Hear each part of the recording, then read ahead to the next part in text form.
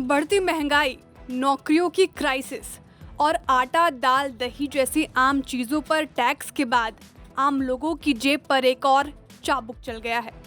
इस दफा मार पड़ी है आपकी रिटायरमेंट प्लानिंग पर। सरकार ने 60 के बाद पेंशन का इंतजाम करने की आपकी योजना को पलीता लगा दिया है।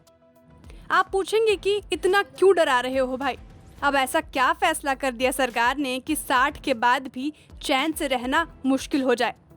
तो साहब, ऐसा है कि अगर आप इतना कमा रहे हैं कि इनकम टैक्स के दायरे में दाखिल हो गए हैं, तो अब आप सरकार की यूनिवर्सल पेंशन स्कीम अटल पेंशन योजना का फ़ायदा नहीं उठा पाएंगे। मतलब आप इस स्कीम को सब्सक्राइब नहीं कर पाएंगे।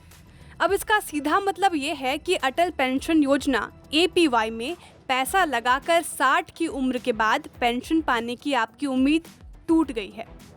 खबर यह है कि फाइनेंस मिनिस्ट्री ने एक नोटिफिकेशन जारी कर दिया है और उसमें कहा गया है कि 1 अक्टूबर से इनकम टैक्स चुकाने वाले लोग अटल पेंशन योजना का हिस्सा नहीं बन पाएंगे।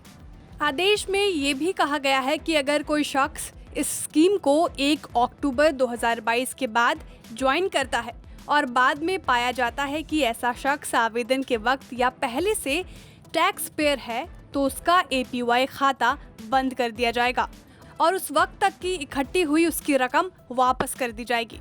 और हाँ, ऐसे लोगों को टैक्स भी चुकाना पड़ेगा। मोटे तौर पर इस स्कीम को छोटे और कम आमदनी वाले तबकों को सामाजिक सुरक्षा मुहैया कराने के लिए 2015 में पेश किया था। नेशनल पेंशन सिस्टम यानी NPS के साथ ही अटल पेंशन योजना को भी अच्छी खासी तादाद में सब्सक्राइबर्स मिले हैं। मसलन 4 जून 2022 तक अटल पेंशन योजना के सब्सक्राइबर्स की तादाद बढ़कर 3.73 करोड़ के पार पहुंच गई थी।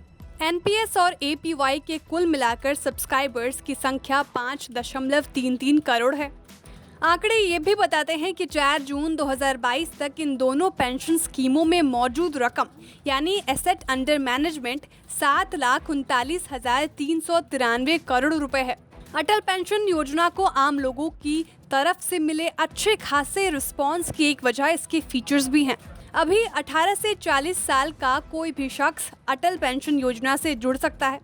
पेंशन की रकम के हिसाब से आपको कंट्रीब्यूशन देना होता है। 60 साल का होने पर सब्सक्राइबर्स को मिनिमम मंथली पेंशन मिलने लगती है।